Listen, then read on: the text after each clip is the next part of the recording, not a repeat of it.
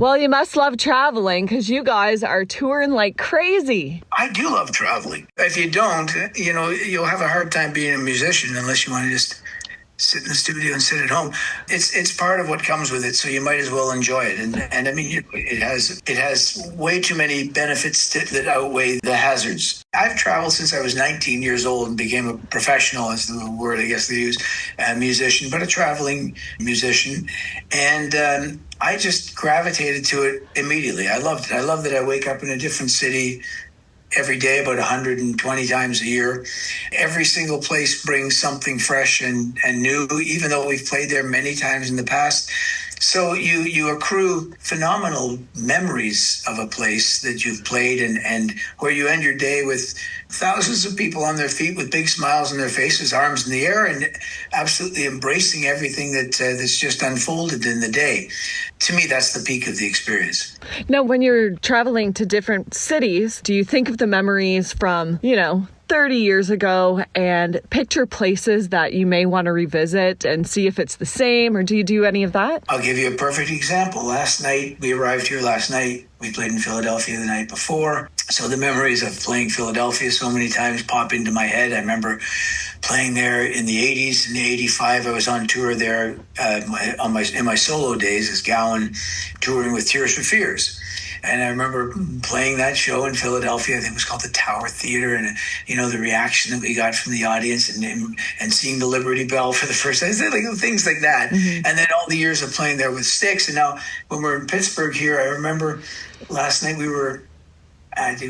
we arrived, we went to this restaurant right next to the baseball stadium. There was a Pittsburgh Pirates game on. And one night, about maybe 10 years ago, we played a full concert at the end of a Pirates game. Right? Yeah. And it was because they had this anniversary or some special celebration that they had Styx play a full concert to that audience with absolutely the biggest fireworks display I'd ever experienced in my life, all going off over top of the stage over the stadium.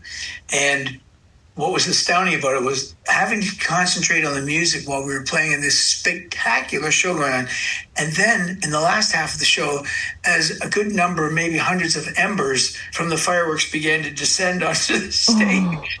How I would be, in the middle of playing the piano, I'd be like blowing an ember out the next set of keys that I had to get to. That's one experience. Another one is, the fact that their football team here, the Steelers, their kind of theme song in a way is Renegade. That's the songwriting, Tommy Shaw song Renegade. So I've had phenomenal experiences here with that, and then that's not to mention all the other concerts that we've played here. And tonight will be another spectacular night. And you're going to be breaking out some songs from the new album. So last month on July 18th, it became fully available through the streaming platforms, but It was available May 28th, CD and vinyl. So you put it out analog first before all the streaming platforms. Is that right? Yes. I mean, everyone takes full advantage of whatever edge they have, depending on what their career is demands. And for us, because we play in front of 10 to 15,000, maybe more people a night, it's a way of doing two things. One is kind of rewarding them for coming to the show, for getting out from behind their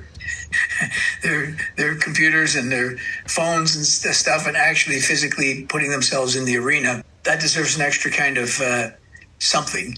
And so making the new record available for them to hear it, hear one of the songs live, there's that. And then the other agenda is the record company, and Universal had it slotted in to release July 18th. And we're like, well, we'll be 6 weeks into our tour by that point. Why don't we'll make it available to the audience that we're targeting the most, and you make it available when it's available to everyone else. And we shook hands, and everyone had a good time. I don't think I've heard of a band doing that. Do you know anybody else that has done analog and then released streaming? No, I know that Prince did an interesting thing back. I'm trying to remember if it was like late 90s or early 2000s. He did it where every ticket bought, you got a CD when you entered the hall. Oh, and cool. I think obviously that this is probably prior to streaming services being fully available. Maybe Apple Music was there at that point. I don't know, but that was one of the times when it was like, and I do believe it preceded the actual release of that record. I don't know if it was by a week or by a month or whatever it was, but yeah, it's another way of enticing the faithful to remain faithful. And the faithful have, because your last album, Crash of the Crown, that you guys put out 2021, that reached number one on Billboard rock album charts. Yeah, we were still kind of astounded at that, and we're hoping that the same will happen with Circling from Above. In fact, Circling from Above at this point has sold more than Crash of the Crown had at this point of release, so we shall see. I think the chart numbers come out next week, so we're all fingers and toes crossed. I was listening to the album this morning, and Build and Destroy, when I heard that song, I was just like, this is like our theme song for today. But then I watched the music video. Yeah. It's crazy good. Your band has really been through every phase of everything. Yeah. There are different tools at different times that you try to make the best use of, depending on the state of the world or the state of the music world in our case. And I mean, yes, we've been through all phases of development of the music industry, now back to being the music business. It's a kind of a change there. And we're at this point right now where trying to strike the balance between what technology has offered us and what nature is pushing back against is a very, very difficult, nuanced, and complex equation, okay? Mm-hmm. And there's no simple answer. Our instinct, quite often, to my mind, our instinct quite often is to destroy something sometimes before it's had a chance to really present everything that it could to us. And sometimes we wait way too long to get rid of something that we should have gotten rid of a long time ago. So you can kind of piece that together in any way you see necessary. As far as the effect that we have on the world, it's always got its positive and its negative elements to it. I mean, it's just my own observation. We can easily observe that any advancement we make as a species also brings its detractions. It's just the nature of it. And grappling with that and coming to some form of détente and understanding is a challenge that seems to be getting bigger and bigger as the longer that we're on the planet.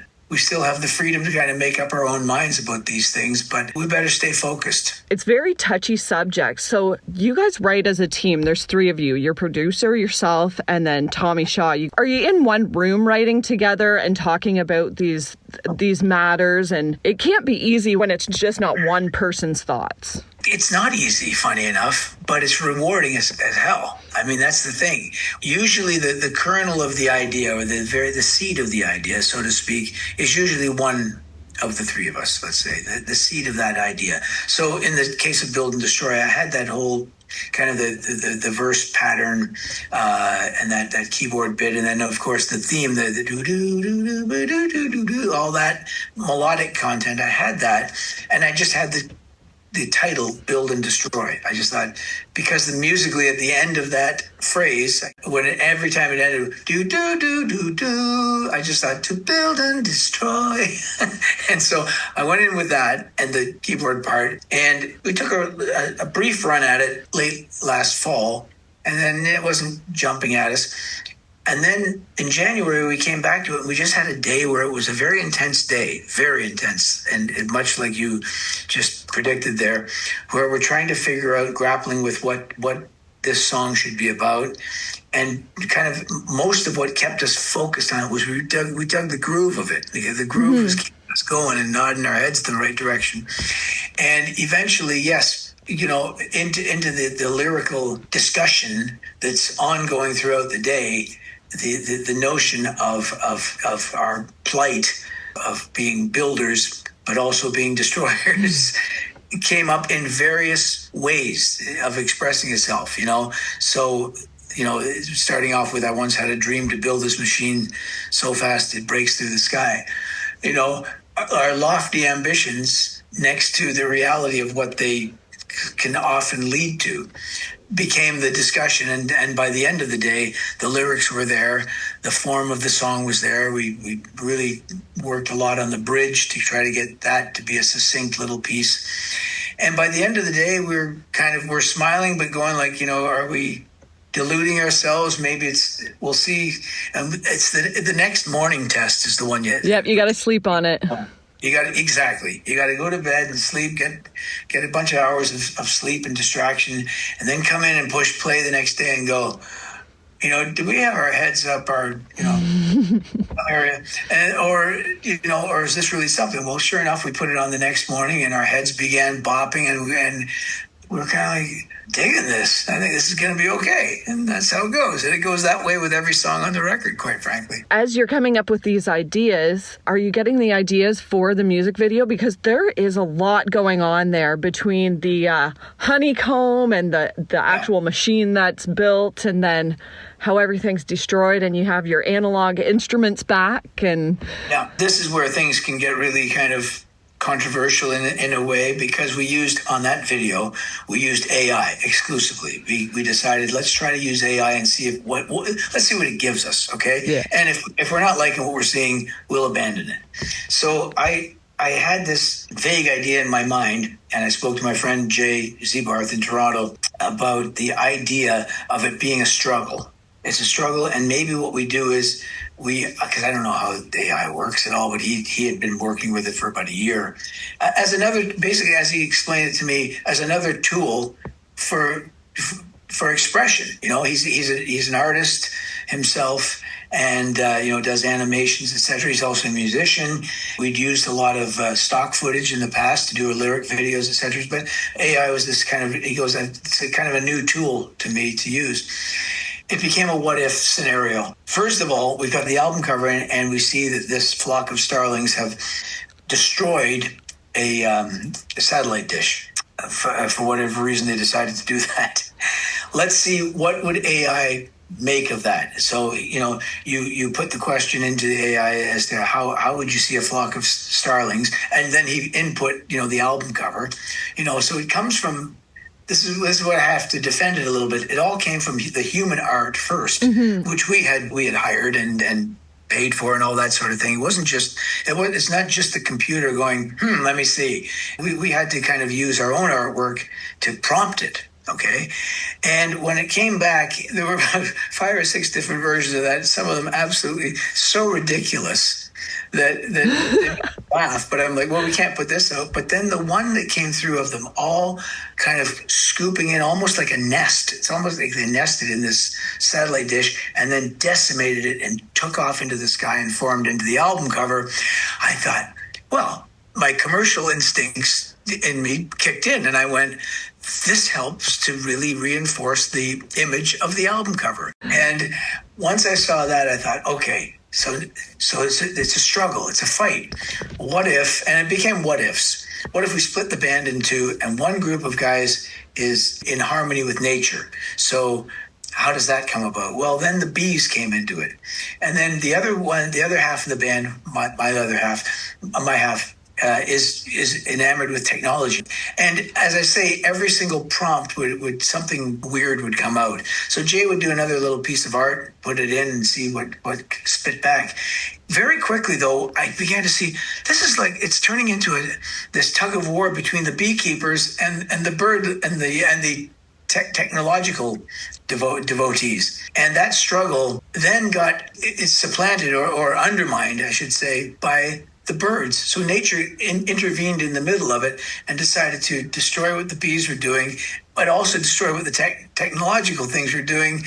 And eventually we all become, it's like, well, we can't beat them, join them, and we all sprout wings and join the birds. There's still a lot of 80s mentality when it comes to making videos that's rattling around in my head.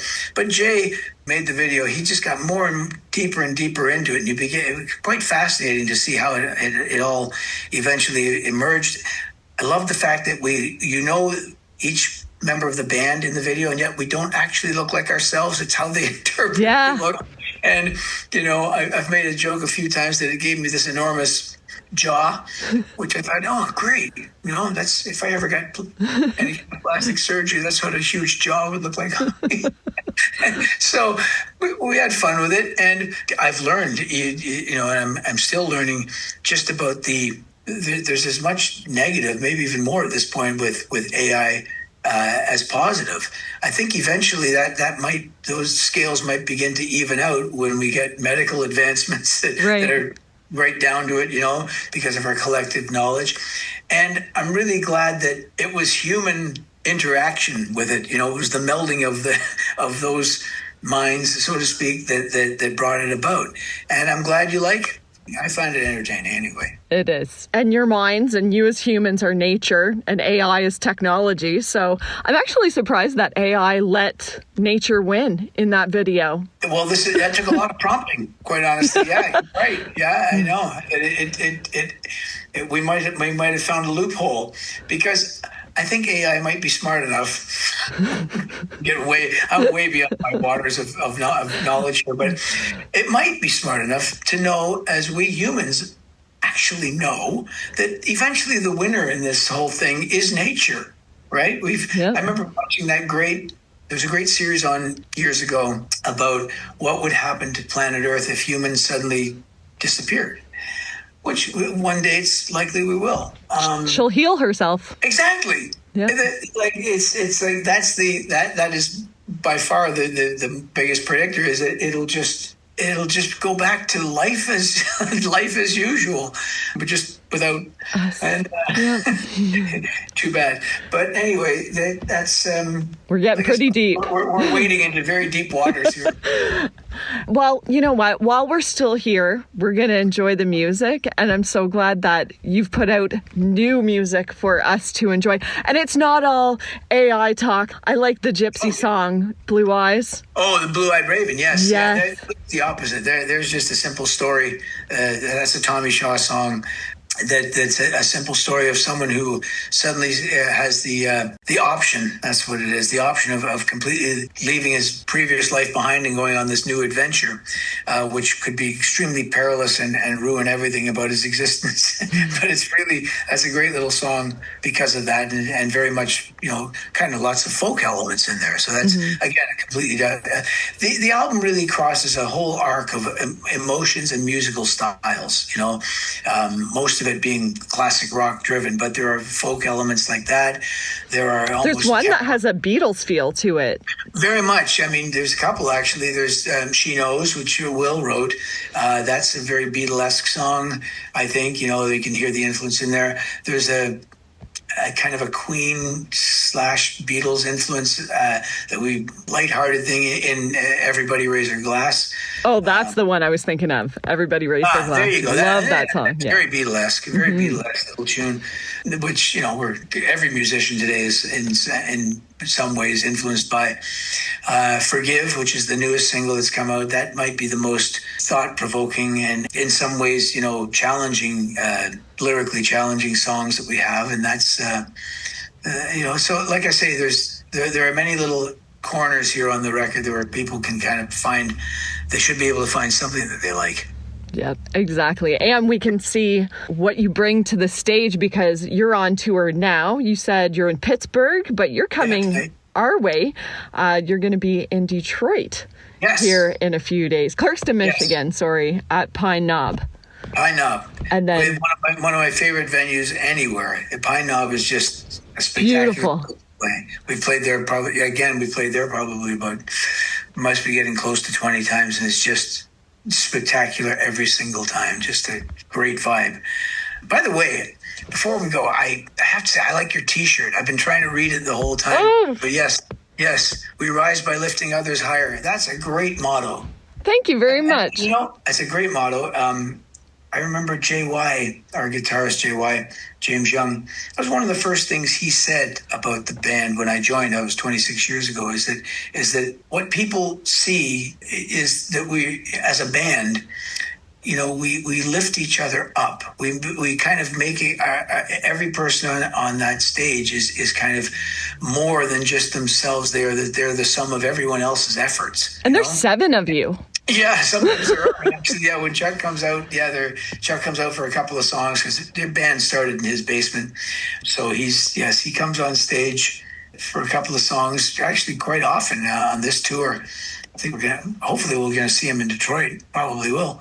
And you're also playing the other direction from us in Toronto at Budweiser Stage. It's got a Pine Knob feel. It does. It does. All these amphitheaters, I think, are kind of modeled on Pine Knob in a lot of ways. I think it was one of the first, if not the first, summer amphitheater of that design that really caught on so well. And Budweiser Stage, I played there 13 times as a solo act when it was called Ontario Place. It's still called Ontario. But they had the Ontario Place Forum there, which was one of my favorite venues. A revolving stage. The audience was 360 degrees around you. Just spectacular. So every time I'm playing there, I just keep thinking about the fact that many years ago, over 40 years ago, I would play there every summer, and somewhere underneath that Budweiser Stage, I always envision that there's another stage that's still down there revolving, kind of getting closer to the center of the earth. So 40 years ago they had it revolved? Yes, my child. It was a spectacular venue. It really was very unique. It was amphitheater style. I guess that's not what you'd say. It's theater in the round. Is what it was. Theater in the round, and the stage was down, kind of submerged into this hilly area, and so you looked up at the hills around you. It's almost like you were in this little valley, or like a little pod in the middle, and it would revolve.